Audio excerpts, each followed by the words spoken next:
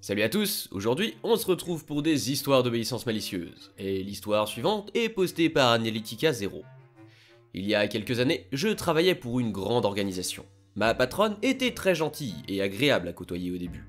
J'ai été embauché et chargé de prendre en charge un département très en difficulté et de le faire progresser dans ses normes. Ma patronne m'a plutôt soutenu pendant les premiers mois de mon travail, mais ensuite, quelque chose a changé. Le département a commencé à fonctionner et à s'améliorer considérablement au cours des 6 premiers mois, et cela a été reconnu et salué par la haute direction. Cela a fait faire bonne figure à ma patronne, et a également amélioré le moral général de l'équipe au sein du département en difficulté, car ils ont finalement été reconnus pour leurs efforts et leurs talents.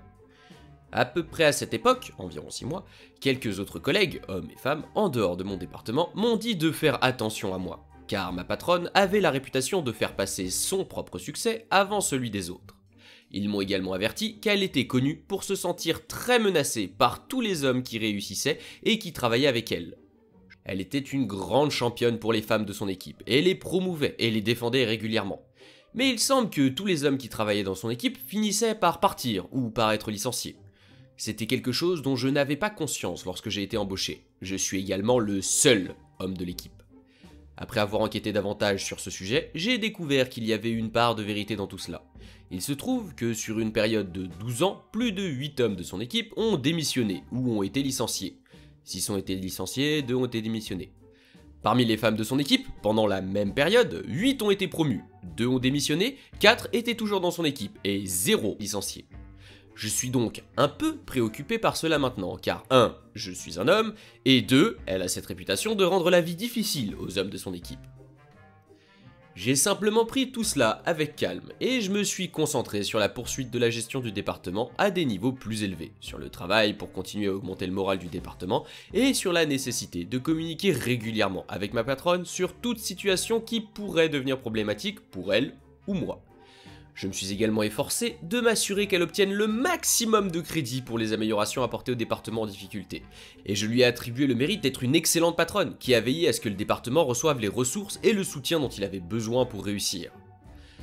Avance rapide jusqu'à environ mon 8e mois là-bas. Alors que je suis en réunion avec ma patronne, elle commence à se déchaîner contre moi parce que j'ai envoyé un email à quelqu'un qui était dans la haute direction dans l'entreprise.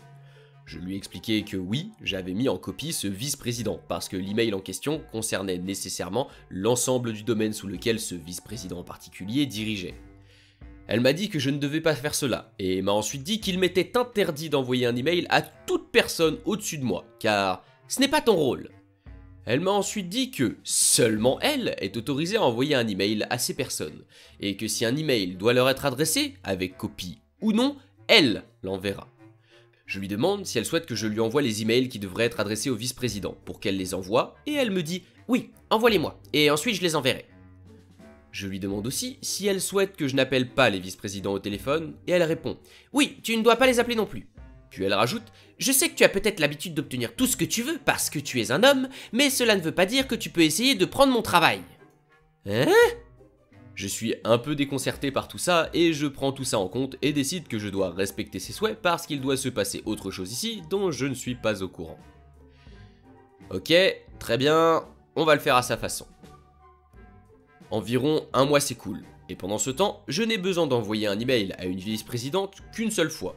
Je rédige l'email pour son service et je l'envoie à ma patronne et j'attends qu'elle le transmette. Cet email est urgent et implique de donner à la vice-présidente et à ses collaborateurs un aperçu des ressources nécessaires pour un projet en particulier.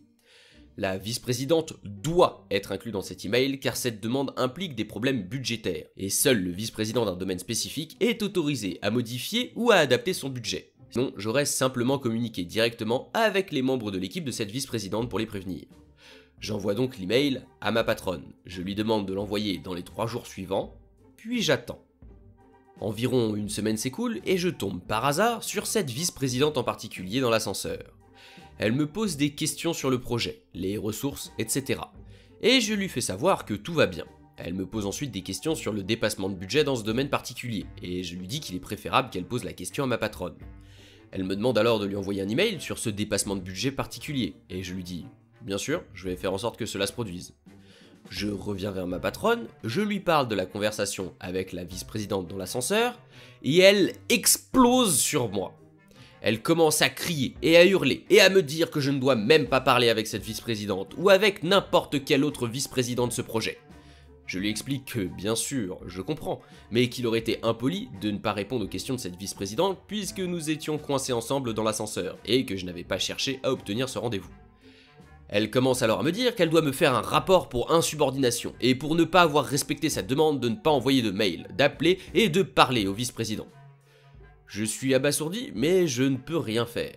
Alors, je quitte son bureau et elle dit « J'ai fait une erreur en t'embauchant, je pensais que tu étais différent, mais tu te crois aussi tout permis que les autres hommes que j'ai embauchés !» Putréfaction, ça se passe vraiment bien. Est-ce que je vais aux ressources humaines et je les laisse jouer à leur jeu stupide avec moi? Non, ça ne va rien résoudre, surtout avec une patronne qui est dans l'entreprise depuis 10 ans environ.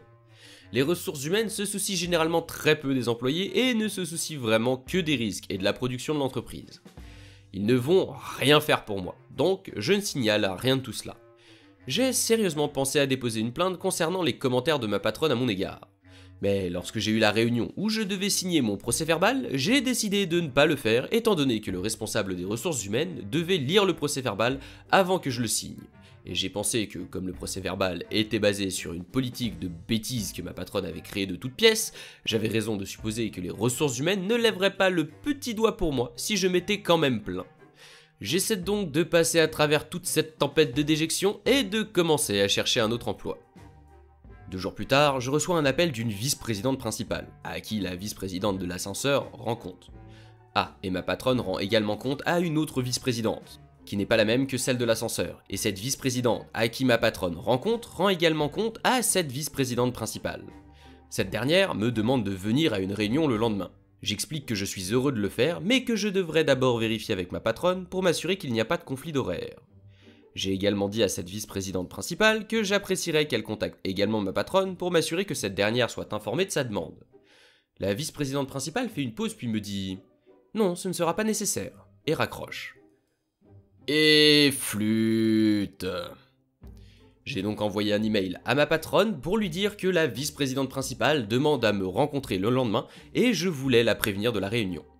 Elle est entrée en trompe dans mon bureau vers 17h30, environ 1 heure avant mon départ habituel, a fermé ma porte et m'a réprimandé pendant 20 bonnes minutes pour avoir parlé avec la vice-présidente principale.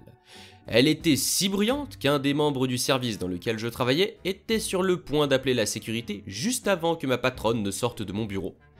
Je savais que ma patronne serait en colère, mais je ne m'attendais pas à quelque chose de ce genre. Le lendemain, je me suis rendu à la réunion avec la vice-présidente principale. À cette réunion, il y a 3 autres vice-présidentes. La première est la vice-présidente que j'ai rencontrée dans l'ascenseur et qui posait des questions sur le dépassement de budget. La deuxième est la vice-présidente à qui ma patronne rend compte. Et la troisième est une vice-présidente qui supervisait auparavant le département dans lequel je travaille actuellement. La vice-présidente principale me pose des questions sur le dépassement de budget. Je lui explique du mieux que je peux les problèmes, et je lui explique également que j'avais préparé un mail il y a quelques semaines à ce sujet.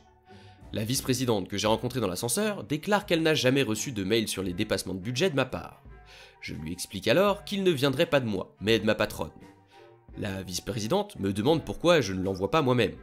Je lui réponds que ce n'est pas mon rôle d'envoyer des mails au vice-président. La vice-présidente principale demande alors à tout le monde de se taire et dit « Qu'est-ce que vous venez de dire ?» Je réitère alors ma réponse. Puis la vice-présidente principale commence à me poser des questions sur ce point. Après environ 15 minutes où je leur expliquais que je n'étais pas autorisé à communiquer avec eux conformément aux ordres de ma patronne, elles sont toutes assez dégoûtées et frustrées. J'explique ensuite que cette politique a été créée par ma patronne et qu'elle s'applique systématiquement depuis environ 1 mois. Elles me disent qu'elles devront revenir vers moi à ce sujet, mais qu'en attendant, elles recevront les mails de ma patronne concernant les dépassements de budget et assureront le suivi avec cette dernière. Chiure, crotte et purin. Je retourne donc à mon bureau ce jour-là, et je me rends compte que ma tête est sur le billot. Je suis vraiment dans une situation sans issue, et je dois juste attendre que les choses se passent. Et elles se sont passées. J'arrive au travail le lendemain, c'est un jeudi. Je ne pense pas que quoi que ce soit ait changé. Cela ressemble à une journée normale et oppressante, et j'attends juste que la hache tombe sur ma nuque. Je travaille la majeure partie de la matinée, et juste avant le déjeuner, je reçois un mail. Le mail vient de la vice-présidente principale, avec tous les vice-présidents en copie, indiquant que ma patronne prend des congés et sera de retour dans quelques jours. Pendant son absence, toutes les demandes et décisions de gestion seront prises par la vice-présidente auxquelles ma patronne rendait compte. Je ne sais pas exactement ce que cela signifie, mais étant donné que le week-end approche, je suis simplement content que cette foutue semaine soit presque terminée. La journée se passe sans incident, et vers 16h, la vice-présidente responsable du service dans lequel je travaille descend dans mon bureau et me dit qu'à partir de ce jour, mon service et moi ne rendons plus compte à ma patronne, mais que je lui rends désormais compte à elle directement. Je lui demande ce que cela signifie pour le service et mon travail. Cela signifie simplement que le département sera mieux servi sous cette nouvelle structure hiérarchique, compte tenu de l'augmentation du volume d'activité dans lequel le département était engagé depuis mon embauche. Et on m'a dit explicitement que j'étais désormais libre de communiquer avec tous les vice-présidents ou vice-présidents principaux de l'organisation comme bon me semblait. Elle s'est ensuite excusée de l'expérience que j'ai eue avec ma patronne et m'a dit qu'elle n'était pas au courant que ma patronne m'interdisait de communiquer avec elle ou avec d'autres vice-présidents ou vice-présidents principaux. J'accepte tout cela, ne sachant pas qui dit la vérité, mais soulagé de ne plus avoir à supporter d'être traité comme un enfant par ma patronne. Je pose ensuite des questions sur ma patronne et sur sa relation hiérarchique avec les autres membres de l'équipe de mon département. Et on m'a dit qu'il lui était désormais interdit de donner des ordres par elle-même, à moins d'avoir mon approbation au préalable. Karma! Je suis resté dans cette entreprise environ 3 ans au total. J'ai une excellente relation de travail avec la vice-présidente qui est maintenant ma patronne, ainsi qu'avec les autres vice-présidents et la vice-présidente principale auquel ils rendaient compte. Je ne suis parti que lorsque j'ai reçu une meilleure offre dans un autre secteur. Mon ancienne patronne a finalement été démise de ses fonctions, après une période de 3 mois. Tout cela après que les ressources humaines aient enquêté sur son comportement, m'aient interrogé sur les règles arbitraires concernant la communication avec les vice-présidents que ma patronne m'avait imposées, ainsi que sur ses crises contre moi et ses rapports à mon propos, sans oublier son attitude méprisante envers les hommes. Parlons de karma. Son rapport sur moi a été utilisé comme preuve qu'elle avait effectivement mis en œuvre cette politique de non-communication uniquement avec moi, et parce qu'elle l'a écrite et l'a mise dans mon dossier d'employé, cela a prouvé ma véracité sur toute la question de la non-communication. En plus, et aggravant également le problème, d'autres problèmes présumés concernant des dépassements de budget et irrégularités dans les rapports financiers qu'elle avait cachés au fil des ans. Je ne l'ai jamais revue, mais si jamais je la revoyais, j'aimerais pouvoir lui dire « C'est un plaisir de vous revoir. Je dis toujours aux gens que vous êtes la patronne qui m'a appris l'importance d'utiliser les mails pour faire avancer ma carrière. » Effectivement, Opi, t'as eu bien chaud aux fesses. Pense à aller couvrir avec des mails la prochaine fois. Parce que si elle avait pas fait ce rapport débile, où justement elle confirmait cet ordre par écrit, elle aurait juste pu te rejeter la faute dessus et t'aurais été dans le caca, mon gars. L'histoire suivante est postée par 13K. Mon père est avocat, ici en Colombie-Britannique, au Canada, depuis plus de 30 ans. Lorsqu'il a commencé sa carrière dans la trentaine, il travaillait dur pour subvenir aux besoins de sa femme au foyer et de moi, son jeune fils. Comme il avait une personnalité de type A et n'avait pas beaucoup de patience, il roulait souvent à toute vitesse sur les autoroutes. Et il recevait souvent des contraventions pour excès de vitesse. Cependant, il a porté chacune de ces contraventions devant les tribunaux et les a toutes annulées. La raison était très simple. À l'époque, le Canada était en train de passer du système impérial en miles par heure au système métrique en kilomètres par heure, et tous les panneaux de signalisation devaient être remplacés. En gros, le code juridique de Colombie-Britannique spécifiait qu'un panneau de signalisation était légalement composé de 2 panneaux sur un poteau. Apparemment, à un moment donné, quelqu'un chargé de remplacer tous les panneaux par les nouveaux panneaux métriques a décidé qu'il pourrait économiser une somme considérable d'argent en imprimant toutes les informations sur un seul panneau. Mais cela ne correspondait plus aux spécificités du code de la route. Il retournait donc au panneau exact pour lequel il avait reçu une contravention, en prenait une photo et apportait la photo au tribunal avec une copie des lois en question. Sa défense était très simple. Il laissait l'agent qui l'avait arrêté prendre la parole et donner son témoignage concernant la contravention.